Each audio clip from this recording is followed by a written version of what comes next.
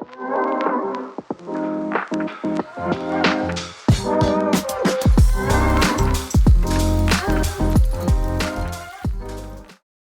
of elm kini yung gets nunga Oneida ni wakuhun joda. Ditkut ni ka hunguhuene Oneida chiknake. Kolon daksi ni gets ni gotu jogun joda. Dan gotu chiknagal gosti tinigon his. What inspired you to start working on preserving the language of your community? Negi nenhi na tutakatason sa Kayoda Language Center. Na noa asani wasawisk ni oslake ka 281 ni hadilon wanon dakwa unkwa hum. No kahwa nisla denyo dewasa deken. Negi ni ala tunio chi wakata den hanachi.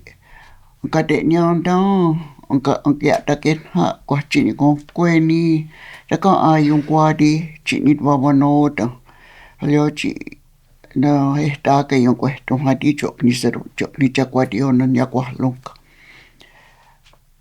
What inspired me the most to start working with preserving the language was I've been working for the Language Center for the past 35 or 40 years.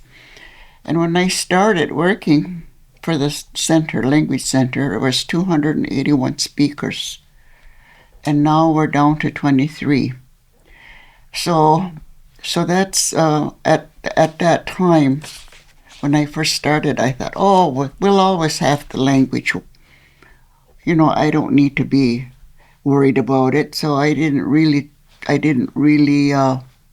immerse myself in preserving the language.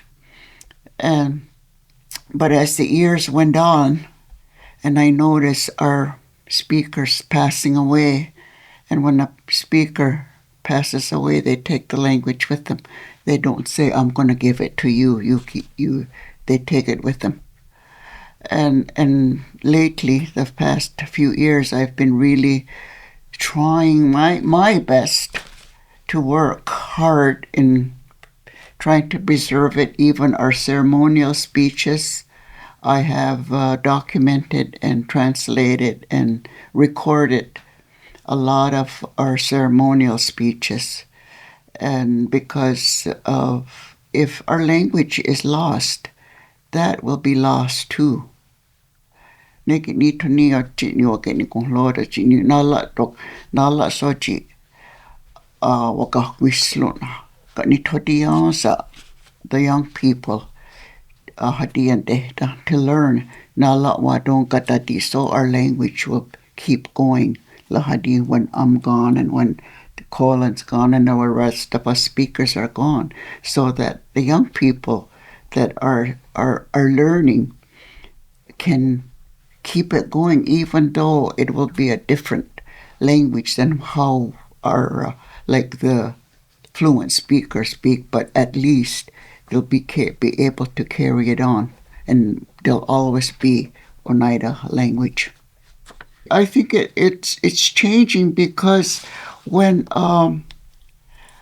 like a second language learner speaks, they're different. They speak different than we do. Yeah. Because most of the people that are learning, like they learn how to read it first. Yeah. And so they sound different. Yeah. Like sometimes the accents are in a different place. I'm not saying wrong place, but in a different place. Yeah. when a learner says a word. Yeah. So that's why our elders always said that our language will keep going, but it won't be as we know it. Yeah. Because, like I said, when a second language learner speaks, it's a little different Yeah. than how a fluent speaker would speak. Yeah.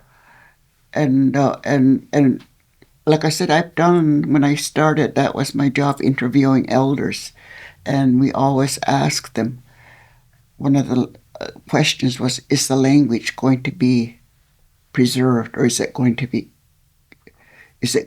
keep going? Yeah. And most of them said, our language is going to be lost. Not lost in a way that it's going to be really gone. Yeah. But what they meant was it's going to be lost the way a fluent speaker speaks. Yeah. Because the learner will be speaking a little bit different. Well, one of the things too is that a second language speaker is thinking in English. And if there was translation to be most of the time the learners can translate now, but it's backwards Okay. because they're thinking in English, because English is backwards. Yeah. We say it's English that's backwards, but English say it's our language that's backwards. Yeah. But that's what I found, that I noticed that the people that I work with, they're good at translating, but it's just that they're backwards. Mm-hmm. So because I also work with New York, Oneidas of New York, and through Zoom and email, and this person will write a speech out that she wants me to check, and that's what I find. She's a second language speaker, but she's pretty good. And so that's what I find when she sends me what she has written, that I have to kind of turn it around and write it. All the words are there, but I kind of have to turn it around to make it to sound like the way we would sound. Yeah. Okay, awesome. Thank you. Colin has some answers too. Just Yeah. What inspired you to start working on preserving the language of your community? Well, it's the language committee asking me to come and join them. And I didn't have nothing else to do, so I'm here and helping out as much as I can. And I'm not in debt like all of us, like explaining everything. All I can do is talk. I can't read or I can't write. That's the difference between me and her.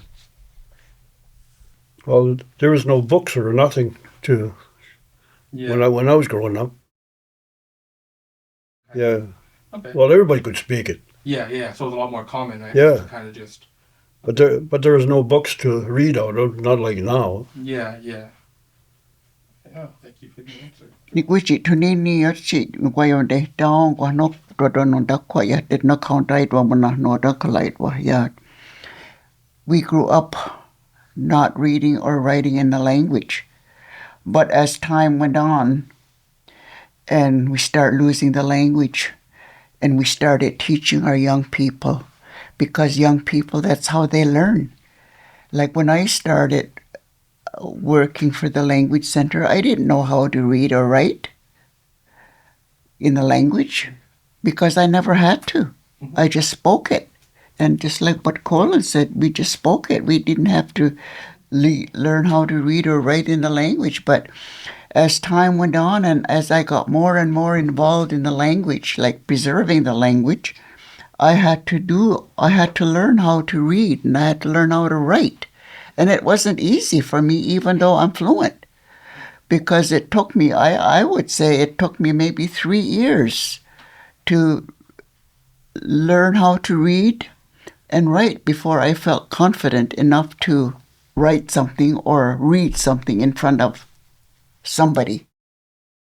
It's not easy. No. It's not easy. And the elders now, they weren't interested in learning to read or write because they just spoke it. Yeah. Our young people, even though they're learning and they're understanding, but they're not going to understand the whole concept, of what we're talking about. Yeah. They'll catch a few words here and there because that's how they're learning. Yeah. Here with us, Colin and I, that was our first language. Soon as we learned how to talk, that was our language. That's what we talked of, how we talked. We didn't have to, our parents didn't have to say, well, you say it this way. We just start talking. I'd say that it's the opposite for me, is that I learned how to read and write before I learned how to speak. Yes. So it's the complete opposite. That's right. And I've noticed that, like, the way, like, my teacher, Lodun, he'll say some things, so I'll have to go to Bruce, and he'll say another thing. Uh-huh. So it's different learning the language as the generations go on. When I first started working at the Language Center, I worked with this lady, and she used to teach language. And they started to learn how to read and write. And what she used to say is that that's how you learn first. Like you said, that's how you learned. You learn how to write and you learn how to read.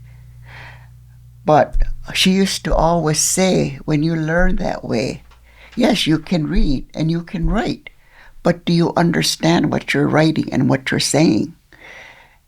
And she used to say, when she taught, she used to have language classes, and when she taught, she'd say, don't look at your book, close your books.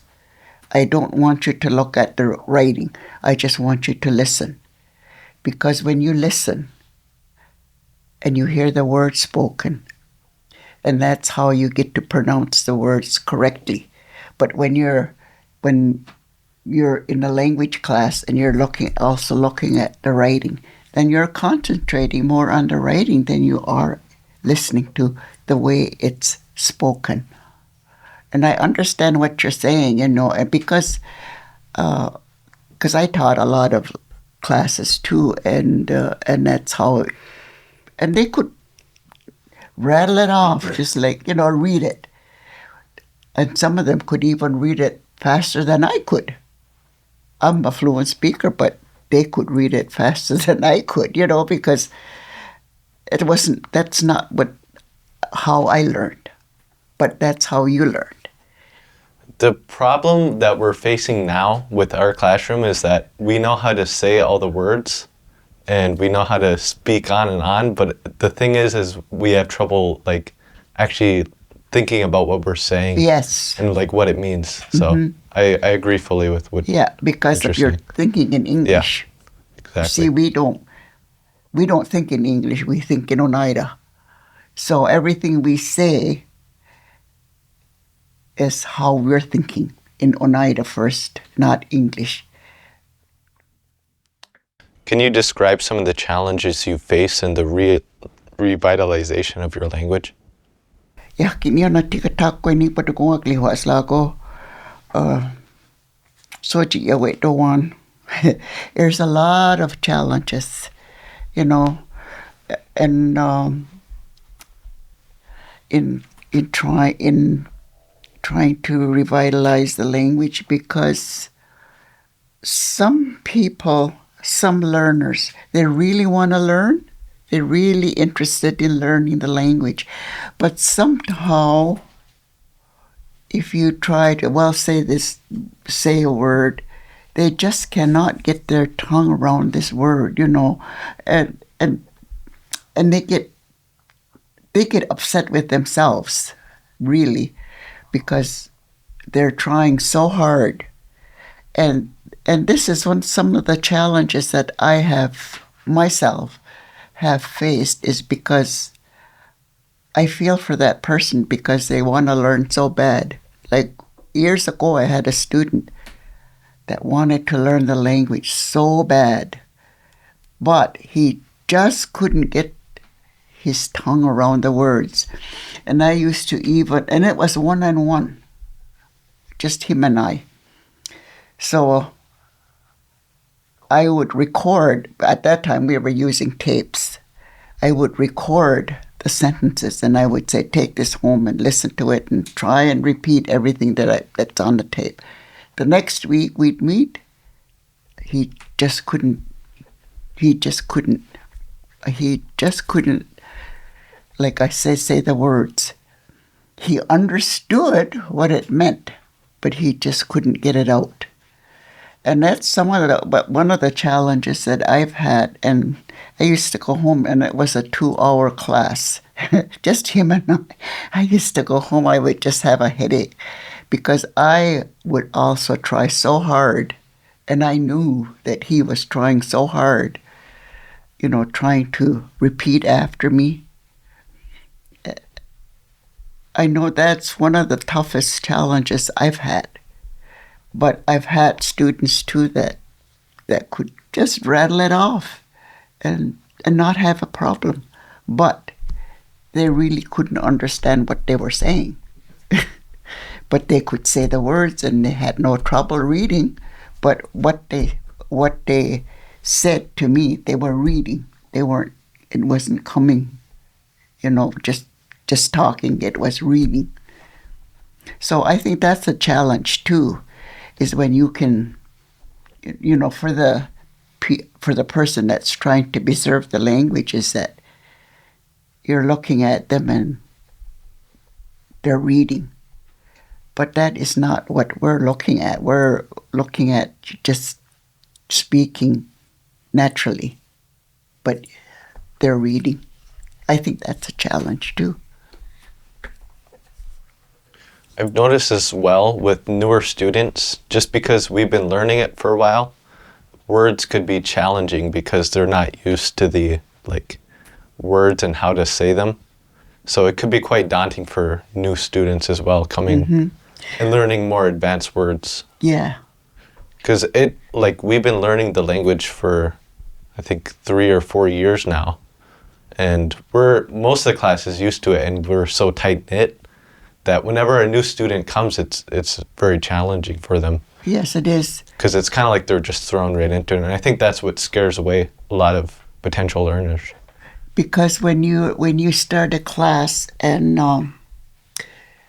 a person comes in the middle of a class, you've already covered quite a bit. So a new student comes in, you have to go back. But I say that's not a challenge, because the more you hear it, even though you've been in it maybe a couple of weeks longer than this new person, the more you hear it, the more you're going to understand. And the more you're going to understand the meaning, because you've been in it. So if that happens, don't be discouraged, because it's also good for you, because you're hearing it more. Because the more you hear, the more you're going to learn, and the more you're going to be able to pronounce the word, correctly. Because I know with one of my students, when we started, that was one of the things I said.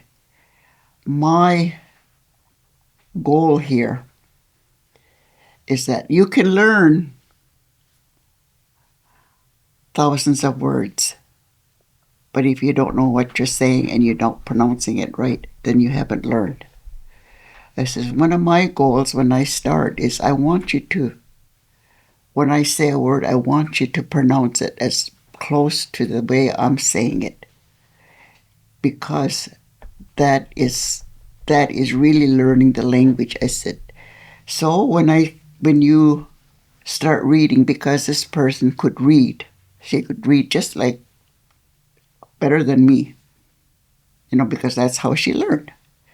So I said, when you start reading, I used to have her read. So I said, when you start reading and you don't pronounce the word the way I would, I'm going to stop you right then and there. And I'm going to say, this is the way you say it. And don't be upset with me, because this is what I want for you to do. And it's true, because I could teach you all kinds of words and you say it, but you don't say it right. And I just go on and I don't bother to correct you. So what does that do to the language? Is that how you want to learn? Or do you want to learn to say the word correctly. Is that, I'm just asking you, but how would you feel about that? Well, I've dealt with that a little bit, and it because there's so many little micro changes in Yeah. the word that could change it drastically, especially in like writing and speaking, and it could change the meaning a lot. And like I've said, with like bringing in maybe an elder or a fluent speaker, they'll say the word like completely differently, and it's Yeah. confusing. Like with a lot of the older words, they don't sound the same as the newer words. Yep, you're right. And it's like they're completely different. And it almost sometimes it sounds like a different language. It's, Yeah. yeah.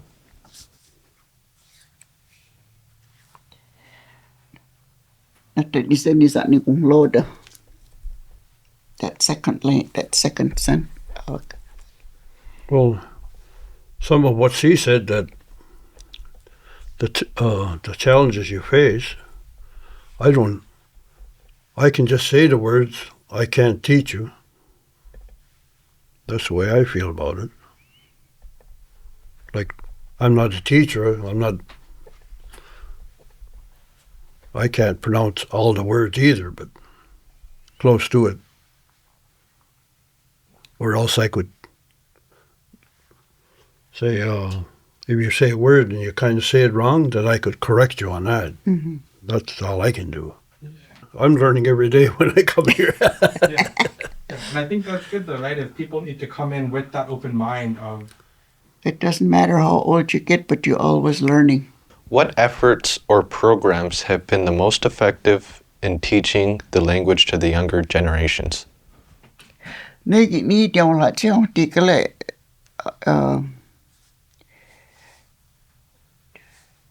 heso da hadian de tane ti kan da check chukwe dat sung ok ya kan se ne de se du yos chukwe dat to khaseli honi nala ti des ni thala akong la chok we yeli wan don yo kale sa we so sanak to de ase loina te kan don yo e kale chi nyo chi ayun da. I think with in my experience, I've taught classes, and then I have taught where they call it the Master Apprentice Program, where you teach one-on-one. And I think myself, that has been the most successful that I found, because when you're just one-on-one, you can do all sorts of, like, even learn how to cook together. Like, you learn the words of all the utensils that you use to cook certain things, and learn the words of what you're cooking, and all that with one person. We have like we used to do 3 hours a day. Like, we'd have to do, when we met, it'd be 3 hours a day, and we had to do like 15 hours a week. So that was a lot of language, and one-on-one. And I found myself that this was the most effective. And like I said, I used to, years ago, when I first started, I taught a lot of classes with this other lady that I worked with. She was a fluent speaker. She was a teacher, and that's who I learned under to teach how to, But I did go to school. I do have a certificate. But I learned more from her than I did in a teacher's program, by the way she taught. So, and she was the one that taught me how to read and how to write. And like I said, it took me 3 years, I said, before I could. And so don't feel discouraged if you can't do it, because here I am, a fluent speaker, and I can't read and I can't write. But because when I first started working, I was hired as the language committee secretary. That's how I started. And when they had a committee of language. They were all language speakers at the time. This, I'm talking about maybe 40 years ago. They were all speakers. So when they have their meetings, it was conducted in the language. And the person that took minutes, he wrote it in the language. So when I became their secretary, my duties were to take those minutes, type it up in English, because council had yet to take it to council because it was a committee. So when I went to their first meeting and the chairperson gave me their minutes, it was all in the language. I looked at it and I said, I can't read this. I said, you'll have to translate it for me so I can type it up. They said, well, that's your first task. You got to learn how to read and write. So that was the beginning of my reading and writing. And like I said, it took me a long time before I could do that.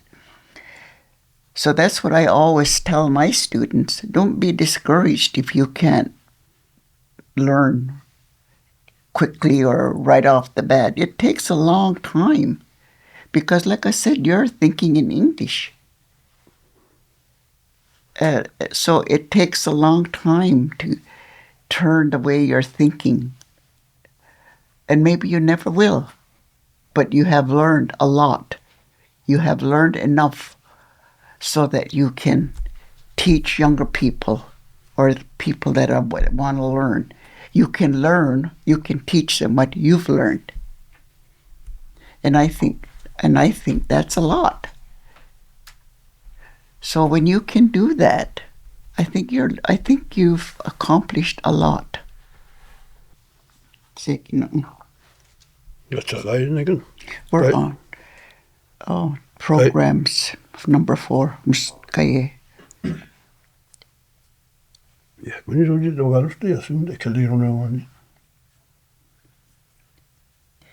Well, he said to him he can't answer that because he's never taught. Because like with me, I could answer it because I have taught. So with him, he's a speaker. So what he said that he can teach, like how to say things. If you ask him, he can translate it for you. So that's how that's how he has contributed to the program. Oh, I like being with teaching them, like saying the words, but I can't go into details how far I can go with them. But it's nice coming in just to Maybe even have hear them speak and help them as much as I can. Me and my wife speak it at home, but she's not a fluent speaker anymore, but she can understand, or else if I get stuck with a word and I ask her, then she can explain it to me that I can pick it up too. One thing I was just gonna mention, a question if I could ask, just because I've worked with you guys before on, especially on like the different projects where we've like the animation project that we did of the stories. So like, how do you feel about when we come together and you share your stories of your memories? How do you enjoy that part of it? Oh yeah. Yeah, like sitting in a circle with the other elders and just like going over some memories of your growing up and that. You're going back to your younger days. And how it was then and the difference now. Before we used to walk every place we went. Yeah. Now, get in the car, you go to the coffee shop and go get your coffee. Yeah. With me, that's the only time I get to speak the languages, when I get together with these other elders, and now there's so few of us that gather here mostly every Friday, and we just speak the language. And sometimes we don't do anything; we just speak in the language. And people that work here, they come in and they ask us questions, and they want us to translate for them. They have a word, so we do that. But years ago, there used to be maybe 12 of us sitting around a table, all speakers. And now we're down to, look at, there's just him and I. So, like I said, for us as speakers, it's a safe space for us to come and just speak the language. And just speak with the language. We used to tell stories and what we used to do years ago and how we grew up. And that's why it's so painful when we get together and we think back of all the speakers that we've lost over the years. And they took that language with them when they left us. Even years ago, young people like this young man sitting here, years ago, he wouldn't have been interested in learning the language, but now he is. Yeah. And that encourages me to keep on doing what I'm doing. Like, I'm getting up there in years and don't know how much longer I'm going to be around, but I enjoy it when I see young people, even though they're just learning and they're trying. And I think that's what encourages elders as speakers too, to keep on trying to pass on the languages, the young people that are coming and they're interested. It's not like long time ago, you talk to them in the language and they just ignore you. Yeah. But that doesn't happen now. If I talk to Russell here, he would say, Natewasi, what did you say? He would be interested in knowing what I did say in the language. He wouldn't just ignore me. Yeah. But not years ago, young people would.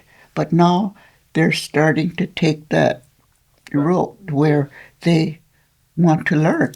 I only wish that there was more young men learning. There's more, and go into teaching, like teaching at schools, because they're always looking for teachers in schools.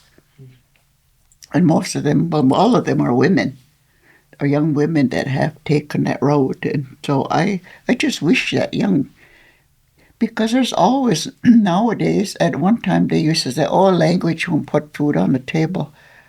But nowadays it will. In what ways has modern technology been helpful or harmful to language preservation efforts? A lot of ways, even what we're doing now, because everything is being recorded. And there's always recordings, like even your phone. You can just take your phone and record. All that is preserving the language, and that's technology. And the cameras and not tapes anymore, but discs and all that stuff is even, like I said, we've done, like at one time we even did toys. They had toys that you just recorded and the toys spoke the language. So that was years ago already.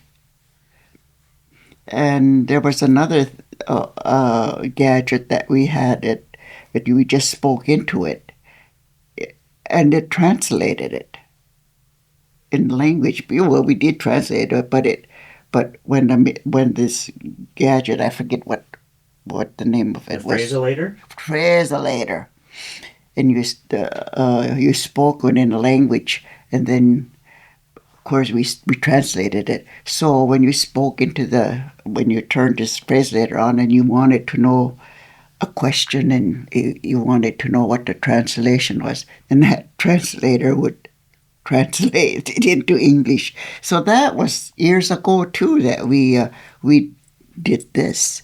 So there's a lot of there is so much now that technology that is available in preserving the language, not like years and years ago. Oh, well, when I started, like I said, 40 years ago, all we had was the cassettes and recorders.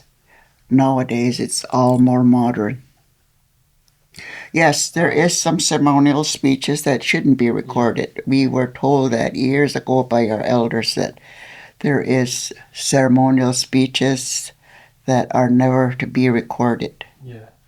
But you know, when I think about it, because we're losing it.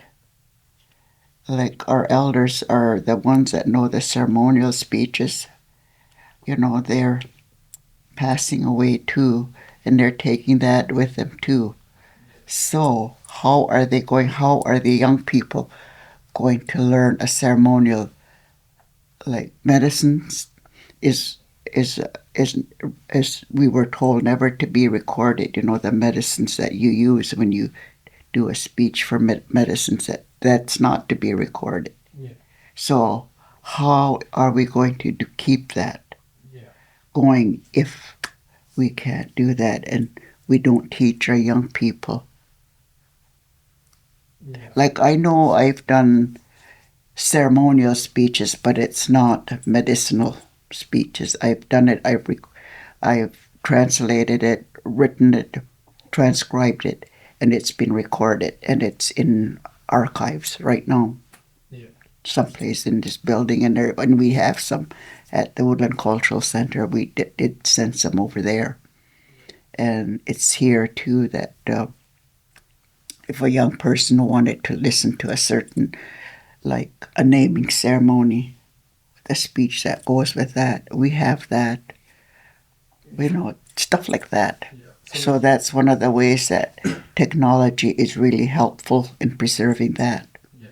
There is a fine line of what can be shared and what can be kept to, and just the person that is learning this. I think that it is like, because I remember when I was growing up, there was like this app where you could, it was like quizzes on animals and everything. That was really cool. Recently, I haven't really been using technology too much for language learning. As far as I've seen, for me personally, I haven't used it that much, but I think sometimes it is an issue with recording certain stuff that should not be recorded that I have seen. And I think that it is, sometimes it could be a problem. Yeah. And I think it is a growing issue, as like you said, the ceremonies and the knowledge is kind of like not as known. So I think, like you said, it maybe it would become more of a problem in the future. Yeah. But also, most of it is pretty helpful. Yes. What role does the community play in supporting language learning and use? Well, I think, you know, years ago, what we started was even like the stores on the reserve, the gas stations. And this was quite a while ago that we did this, but it didn't take off like how we thought it would. Like we we did language phrases like that could be used at a gas station, like asking them how much gas you wanted, and at the store, you know, what do you need to buy. We had all those phrases that we thought would be helpful for the whole community to understand, you know, to pick up some of the language. And I remember that the different organizations, they all send in questions of what they wanted, like the band office, now the receptionist. There was a phrase that they sent that, well, how would you say if a person came in, how can I help you? So we sent a phrase and again, what would you like me to help you with? And so that was some of the things that that the community could be involved in. just little things like that. And I remember, Russell, you wouldn't remember this because this was years ago. We had a bank here at one time, Bank of Montreal. And this person that worked at the Bank of Montreal asked me if to record a phrase for her. And that when they called, that she would answer in Oneida. So I did that phrase for her, and she recorded it. And so that was done for her. Then the bank didn't stay open very long. But that was one of the things that the community at one time, kind of got involved in it, but it kind of fell to the wayside again. Like there was not enough response. And then we had signs put up, like at the corner, distant, stop. That sign was written in Oneida, but I don't see that sign anymore. So there's been a lot of things that the language center has done that tried to get the community involved. But like I said, but maybe now if they did that again, maybe it would take off now. I don't know. But that's one of the things that I remember that the community could have got involved in. Some of the things that they could have got involved in. And like the band office now, at one time we did like labels for them, like the chief's office. We labeled, the chief's office and the receptionist and all that stuff. We did labels for them. I would say it is like a valuable learning tool as well, like learning or using language outside of school. Mm-hmm. Because when I go home, luckily, I have a mom that speaks Oneida, so sometimes I can practice or she can help me with my homework. But driving, like going around, you don't really use it too often. No, you don't. No, so I think that is a valuable learning tool that maybe could be used in the future, is more language around the community to help learners get used to using it outside of school.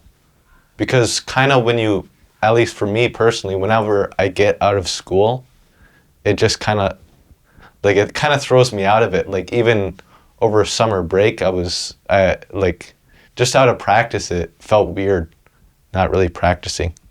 Just because there's not as much speakers nowadays, I think. The thing is that years ago, like in a community, there was a lot of us speakers that, and you could go to say some kind of a doings and there'd be always a speaker there. And you could go there and ask them, what does this mean? How do you say it in Oneida? But there's so few of us now that it kind of can't happen anymore.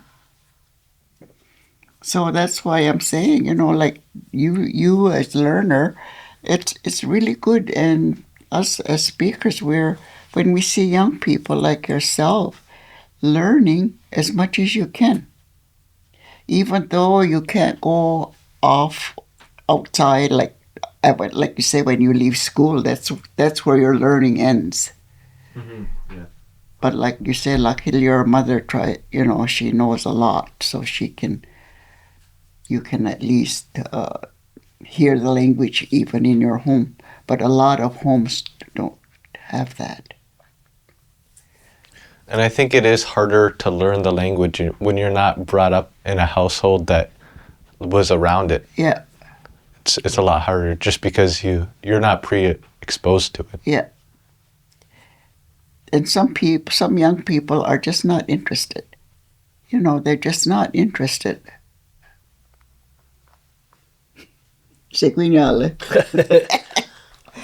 Well, I'd like to see more people involved in the language. And even if they don't speak it, they can come and learn. Yeah. Awesome. So just kind of you would like to see more outreach and involvement from the community. Yeah, from the community. Yeah, for sure. Well, even the younger kids, like That's what. And me, I would like to see young mothers take more interest in the language because they're the ones that's bringing up children.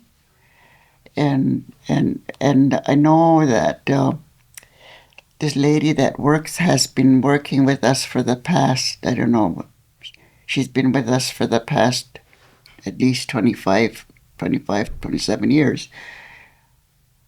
And her kids, she's like his mother, she's passing it on to her kids what she has learned. And I would like to see more young mothers with small kids take interest in the language so that at least they can speak to their children, say just basic, like, even to come and eat, sa dekun, and sa johal, wash your hands, stuff like that. That's what I would like to see.